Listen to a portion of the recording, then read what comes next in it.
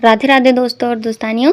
आज हम बात करते हैं हमारे देश के महान हिंदी के चमकते हुए सूरज, जिन्होंने अपने काव्य प्रकाश से हिंदी को विश्व पटल पर एक अलग और ऊंची पहचान दी है। ऐसे प्रखरतम और जन कवि आदरणीय डॉक्टर कुमार विश्वास जी को उनके जन्म दिवस पर ढेर सारी शुभकामनाएं। डॉक्टर कुमार विश्वास का जन्म 10 फरवरी को बसंत पंचमी के दिन 1970 में उत्तर प्रदेश के गाजियाबाद के पिलखुआ में एक मध्यम वर्गीय परिवार में हुआ था। भगवती भारती के इस पुत्र ने जन्म भी बसंत पंचमी के दिन ही लिया था। इनके पिता डॉक्टर चंद्रपाल शर्मा थे, जो कि पिलखुआ में प्रवक्ता थे, और माता गृहिणी थी। और इनके 4 भाई और एक बहन थी, जिसमें कुमार विश्वास जी सबसे छोटे थे। इनकी पत्नी का नाम मंजू शर्मा और इनकी 2 बेटियां हैं, जिनका नाम अग्रता और कुहू है। कुमार विश्वास जी के पिता उन्हें इंजीनियर बनाना चाहते थे, पर उनका मन उसमें लगा ही नहीं। और उन्होंने फिर अपने आगे बढ़ने के लिए हिंदी साहित्य से ग्रेजुएट किया। उसके बाद पोस्ट ग्रेजुएट भी किया, जिसमें उन्होंने स्वर्ण पदक भी प्राप्त किया था। उसके बाद कौरवी लोकगीतों में लोक चेतना, इस विषय पर उन्होंने पीएचडी प्राप्त की। उसके बाद उनके इस शोध कार्य के लिए उन्हें 2001 में पुरस्कार भी दिया गया था। कुमार विश्वास जी ने अपना कैरियर राजस्थान में प्रवक्ता के रूप में 1994 से शुरू किया था। आज कुमार विश्वास हिंदी कविता के मंच के सबसे व्यस्ततम कवियों में से एक हैं।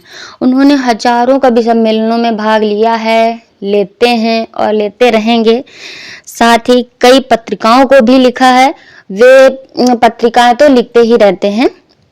मंच के कवि होने के साथ साथ उन्होंने फिल्म इंडस्ट्री में भी गीतकार के रूप में वर्क किया है। और राजनीति के विषय में उनका कहना है, सियासत में मेरा खोया या पाया हो नहीं सकता, सृजन का बीज हूँ मिट्टी में जाया हो नहीं सकता। ऐसे ही वो इसी तरह से कविता गाते हैं, तो मैंने उसी तरह से गाने की कोशिश की है। उनका मानना है कि राजनीति कुछ सालों की ही है, जो कि थोड़े दिनों तक ही रहती है, पर कविता तो हजारों साल रहती है, हजारों वर्षों तक वो जीवंत रहती है।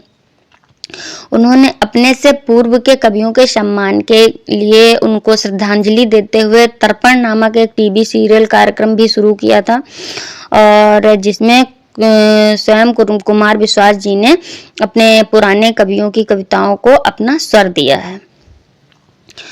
और उनकी इसके बाद जो है उनकी 2 किताबें भी प्रकाशित हुई हैं। कविता संग्रह है, एक पगली सी लड़की के बिन और कोई दीवाना कहता है। और इनकी तारीफ में कुमार विश्वास जी की तारीफ में हमारे जो हिंदी के विख्यात लेखक हैं, स्वर्गीय धर्मवीर भारती ने डॉक्टर कुमार विश्वास जी को पीढ़ी का सबसे ज्यादा संभावनाओं वाला कवि कहा है। उन्होंने बिल्कुल सटीक बात कही और बहुत ही अच्छी बात कही है, क्योंकि मुझे लगता है कि कुमार विश्वास जी इस समय, उनके बाद जो पीढ़ी आ रही है उनके बाद, इसमें मुझे नहीं लगता कि कोई भी लेखक इतना या कवि इतना महान होगा, इतना ज्यादा विद्वान होगा। तो फिर इसके अलावा टीवी चैनल पे इनका केवी सम्मेलन नामक एक कॉमेडी शो भी चलता है, और कवि सम्मेलनों के क्षेत्र में भी डॉक्टर विश्वास जी अग्रणीय कवि हैं। भारत के सैकड़ों छोटे बड़े शहरों में कविता पाठ करने के अलावा उन्होंने कई देशों में भी अपनी काव्य प्रतिभा का प्रदर्शन किया है।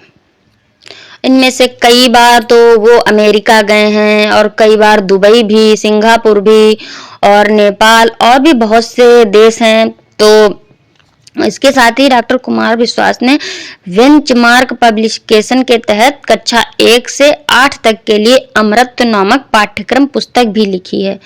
और इसके अलावा कुमार विश्वास जी को कई पुरस्कार भी मिले हैं, जैसे कि डॉक्टर कुंवर बेचैन काव्य सम्मान एवं पुरस्कार समिति द्वारा उन्हें 1994 में काव्य कुमार पुरस्कार मिला था और सन 2004 में साहित्य भारती उन्नाव द्वारा डॉक्टर सुमन अलंकरण पुरस्कार मिला था और हिंदी उर्दू अवार्ड एकेडमी द्वारा 2006 में साहित्य श्री पुरस्कार मिला था। कई पुरस्कार मिले हैं, मैं कहाँ तक और वर्णन करूँ, सब तो मुझे पता भी नहीं है। तो उसके बाद बात करते हैं, क्योंकि कुमार विश्वास जी एक भारतीय हिंदी कवि, प्रवक्ता और सामाजिक राजनीतिक कार्यकर्ता, आम आदमी पार्टी के नेता रह चुके डॉक्टर कुमार विश्वास युवाओं के अत्यंत लोकप्रिय कवि हैं। हिंदी को भारत से विश्व तक पुनः स्थापित करने वाले विश्वास कविता के मंचन, वाचन, गायन के साथ साथ वक्तव्य प्रतिभा के भी बहुत धनी हैं। इसके अलावा एक संगीत में राम कथा कार्यक्रम भी इनका चलता है जिसका नाम है अपने अपने राम। आप सभी को पता होगा, उसको सुनकर बहुत ही आनंद आता है।